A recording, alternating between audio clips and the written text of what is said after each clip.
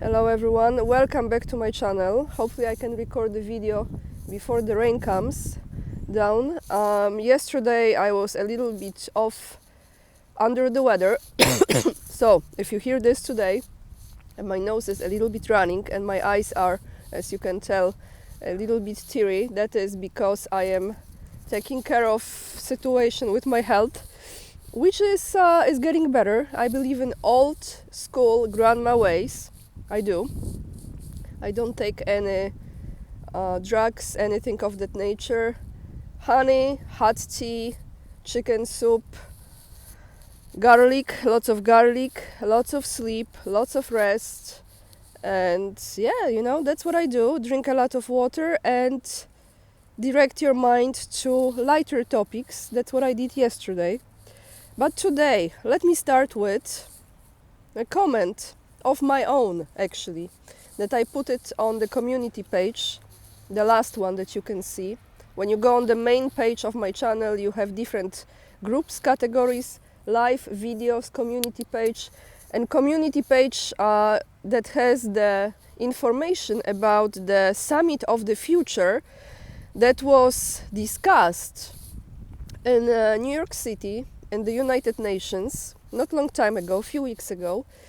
And as you know, as I told you in my video, as I recorded in my Sunday video the day before yesterday, this is doubling down on the Agenda 2030, just named differently, so the Summit of the Future. And I was really wondering if Russia was one of those countries who voted in favor of it. And I found a document which I attached in the link over there on my community page, in which says that 143 countries voted in favor, 15 were absent, and 7 countries were against. So now let me tell you what country was against. Belarus, Democratic Republic of Korea, Iran, Nicaragua, Sudan, Syria, and the Russian Federation. So that gave me hope, because as you know, I am planning to move to Russia. This is my goal. I don't know if this will be forever or this will be until certain time, maybe for some number of years. God only knows.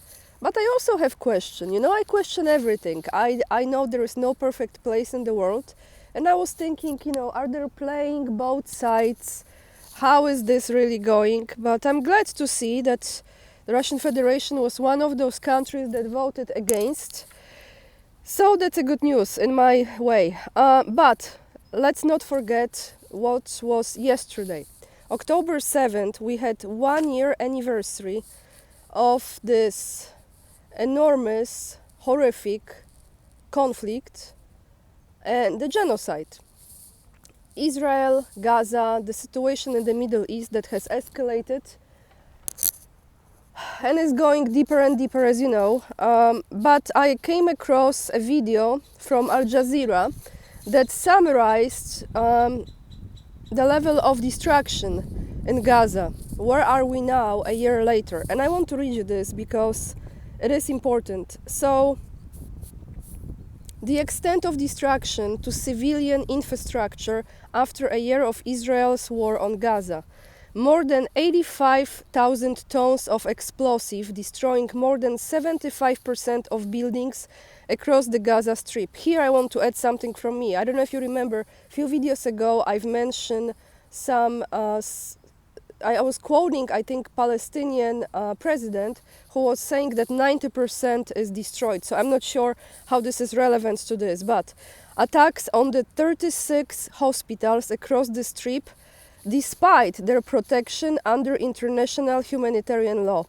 84% of health facilities, meaning hospitals, that have been damaged or destroyed. Schools, 85% of them were destroyed. This is 560 educational facilities. More than 600 mosques have been destroyed. Also, 3 churches have been damaged. Some of those were historical buildings dating back in centuries. Access to clean water and sanitation have been crippled with 67% of that infrastructure destroyed, leaving Gaza vulnerable to disease outbreaks in Gaza City. All desalination plants, I'm not sure if I said this word correctly, have been damaged. Entire cities across the strip have been leveled, half of its residents forced out and its structures flattened, and entire residential blocks as well as this in Baha, I think that's the name, where many farmers live. Residential town towers and crops completely destroyed. Bombs and bulldozers have turned 68% of roads into gravel, and this is according to the satellite assessments, and that has made aid deliveries near impossible and has turned Gaza unrecognizable to its people. So the number of people who have died, I don't know the exact number, I think it's about 16 to 17,000 children that have been dead because of this conflict. I don't know the number of people who have been trafficked. As you know, this is one of the most profitable businesses in the world. I don't know if human trafficking now is number one or still the military complex is number one. I don't know, but those two are on the top of the list. So how many people died? I think it's over 40,000. I know many of you follow this closely. You are very welcome to put in the comments down below. It's enormous level of destruction, and the world is watching. Because we have double standards. One country is okay, another country is not okay, and this is like I said on Sunday video, good versus evil. End of story. Yesterday also was President Putin's birthday, 72nd birthday, which I didn't put this, I didn't connect the dots. I mean, in a way, how interesting is this that October 7th happened on Putin's birthday? I'm not insinuating anything here, of course not, but I'm just thinking what message they were trying to send with this. So, since we are on the topic of destruction, I came across the article about the United Kingdom, how destroyed the farming situation is right now. And I'm going to read you this because I don't really talk much about this. As you know, recently, through most of the places in the world, a lot of places in the world, we had enormous hurricanes. In United States, there's another one besides the Helene hurricane that went through 6 states, I think, if not more, devastating, leveling up everything pretty much, horrible. And I think there is another one now going on in state of Florida, and I think they are making more and more of those. And those of you who think that this is all natural, it's okay, I respect that, but I don't think so. Also, in Europe, as you know, so many countries, not just Poland, has been affected. By the way, I'm not prepared here with the exact quotes from the people who live in those regions of Poland that have been heavily affected and lost everything because of the floods. But there is no help provided from the government in many of those regions still at this point, which is just... It's not surprise at all. They're having photo shoot here. Not surprise at all, because this is what's going on everywhere. So I see how FEMA has no money in United States. I see how they are reacting in Europe. The same scenario, copy-paste. And here is the situation in United Kingdom that as well went through massive floods. Farmers are praying, not playing. I wish they were playing, but they are praying there will be no more downpours as they struggle to meet demand amid widespread flooding. Fruit and vegetables yields have fallen by about 5% across the UK, with carrots down more than 7% over the past 12 months. This has resulted in more carrot being imported, with prices rising by an average of about 40% since last year's. Market gardener from Brochman, I think that's the name of the place, near Devizes, that's the name I think, said there is not going to be enough food grown in this country, means UK, if things go on like this. It's been difficult, he added. We had 3 inches of flat water last Monday and it really messed it up. It's the first time in my entire life that we have not had enough spots out. We've normally got quite a lot of spots, I think that's how you say it, in the farm shop, and we didn't have any to sell. This gardener, who has been working in the industry for 50 years, said he watches the forecast regularly in a bid to plan around the weather. Contractors are waiting for the next big crop, but he said it is too wet to harvest the vegetables right now. And there is another part of this article that says that southern England had its wettest September since 1918 and its third wettest in the records, so historically, dating back in 1836. On my farm, we lost about 12% of our crop, which is about 3,000 tons. This is typical of the carrot growers in the country, he said. We are just praying that it doesn't happen again. I know I have many viewers from United Kingdom and Scotland as well. Thank you so much for watching my videos, by the way. I appreciate you guys very much. Leave in the comments down below, because I know you follow it very closely. I know how expensive UK is right now, and it's going to be probably more and more, as everywhere in the world. But I have been watching quite many videos lately about people, the UK citizens or Scottish citizens, which is, you know, the Great Britain, United Kingdom, talking about how they are fed up with this life there and how they are planning and deciding to move out of the UK. So I feel for you guys, because I also know that UK was one of my favorite countries, to be honest with you. And before I started my journey about 2 years ago, after my father passed away, I was still contemplating in that time, before I went to Russia for the first time, to move to UK. That was one of my visions in that time. And then when I went back again during my 2-year journey of traveling, I felt that the energy has changed so much. I saw how not safe the place is and how expensive it is. So it's sad for me as well, because the certain image and beauty that I held in my mind kind of faded away, you know, about the country. It's very sad, because it is a beautiful country. Now, let's talk about Ukraine. Who is supporting Ukraine right now? So let me tell you what I just found today. 1 second. Let me just flip the page.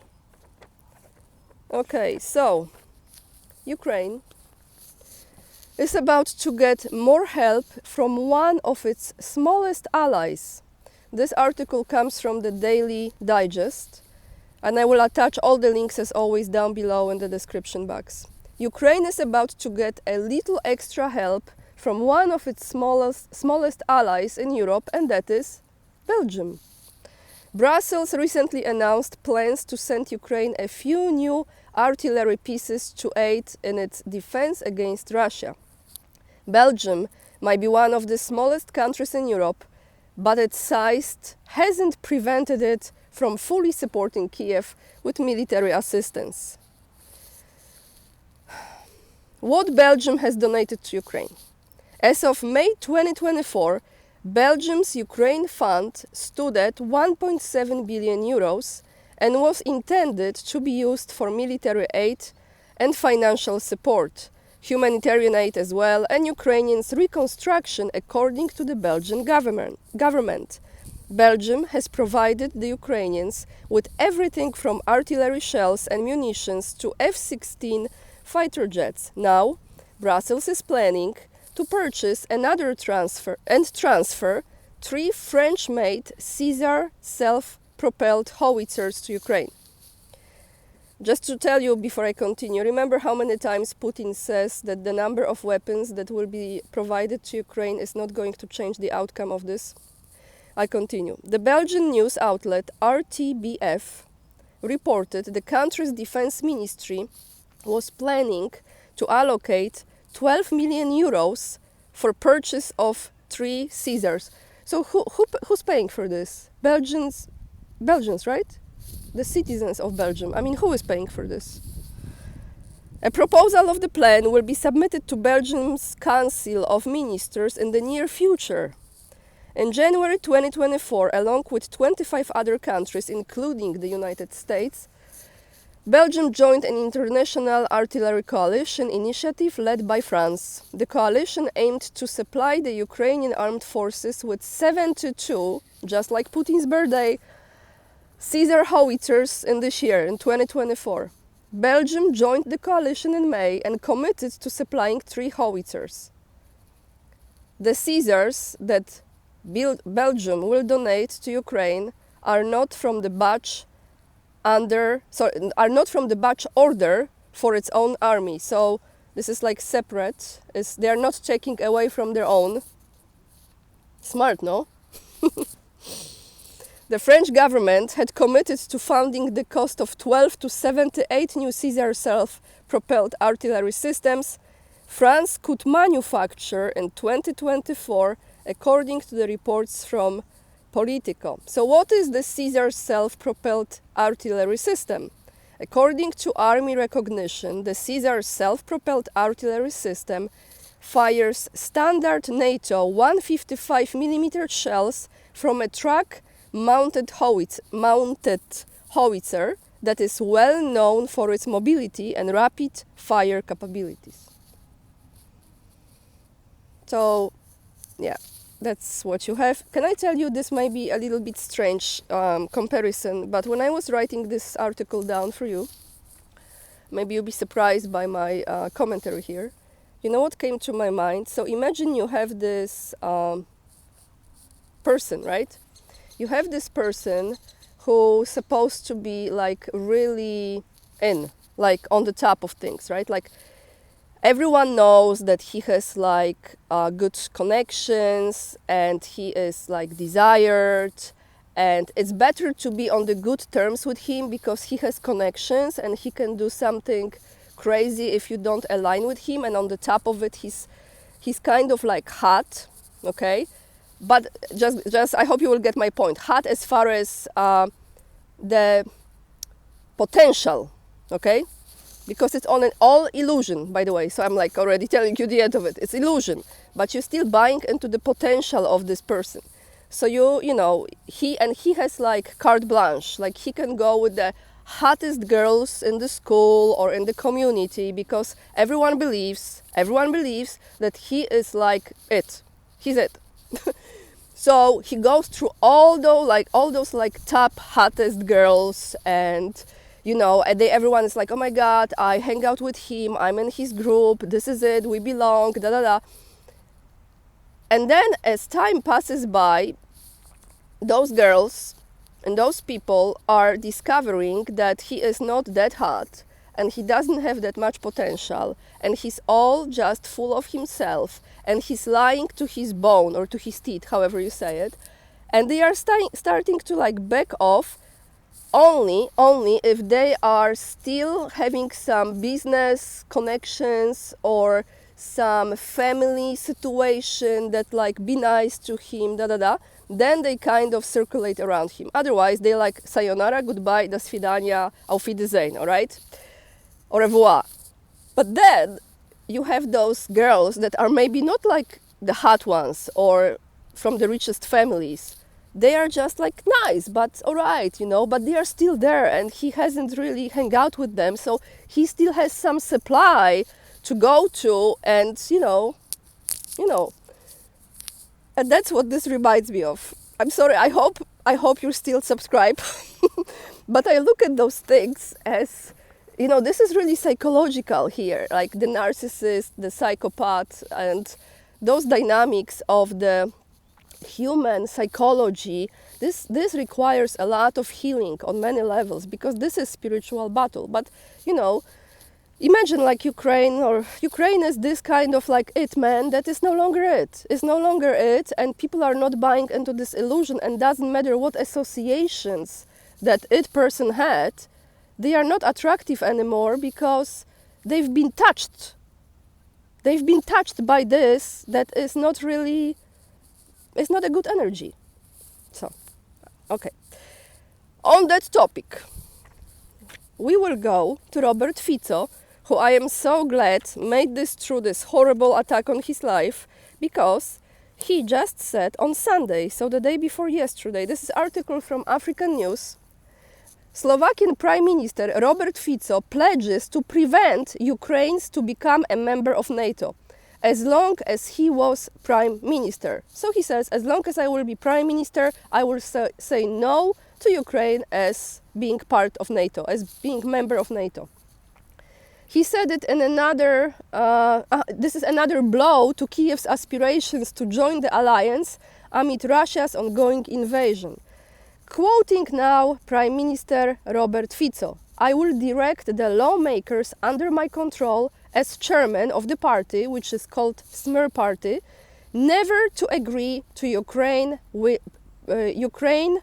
joining NATO. That's what he said during the broadcast STVR in an interview that took place on Sunday. More from him. Ukraine's accession to NATO would be a good basis for a third world war. These remarks came ahead of Fico's Monday meeting with Ukrainian Prime Minister. So before he met with Ukrainian Prime Minister Denis Shmyhal, which is set to focus this meeting on cooperating in energy security and infrastructure, he said it. So before he went to the meeting, he said, nope. So this is type of a girl that is kind of maybe not the most attractive and doesn't have a huge ego to be seen and at the front or in the center of attention, but has some self-respect, self-love and dignity. Referring to his stance on Ukraine's NATO accession, Fico claimed to be transparent. This is something that I have openly told Prime Minister Shmyhal, the Americans and everyone else. There is a military conflict in a neighboring country where Slavs are killing each other, and Europe is significantly supporting this killing, which I just don't understand. Well, you know, it's a spiritual war. We don't understand, but we kind of know how devil operates. So that's all I have for you, everyone. I'm glad I was able to record this video, but actually my mood is really good. It's just the body is catching up with my mind, which is fine. I want to thank each one of you who purchased my book, Covering Ukraine, the Scott Ritter interviews through the eyes of Anya Kay. And I want to ask you guys, if you have purchased it, would you be so kind and leave the review? Those of you who don't feel comfortable writing down the review, you can just choose the number of stars. That would be great. And it does help to promote the book even more. And like I told you many times ago, the money that I will make from this book will help me, hopefully, to buy my first little house in Russia. Hopefully, if not, at least to make my living there for some time before I will settle down. So, with this being said, thank you so much for watching, for hitting this like, for joining the Patreon and joining my locals community, for subscribing to my channel, leaving the comments, I read them all, for following me on Instagram. I have not been posting much lately, but I will be, I promise you, very, very soon. Those of you who have not followed me on Instagram yet, check it out. I have a lot of pictures from Russia over there. You know, of course, especially from Moscow, but from St. Petersburg as well, from my first trip there.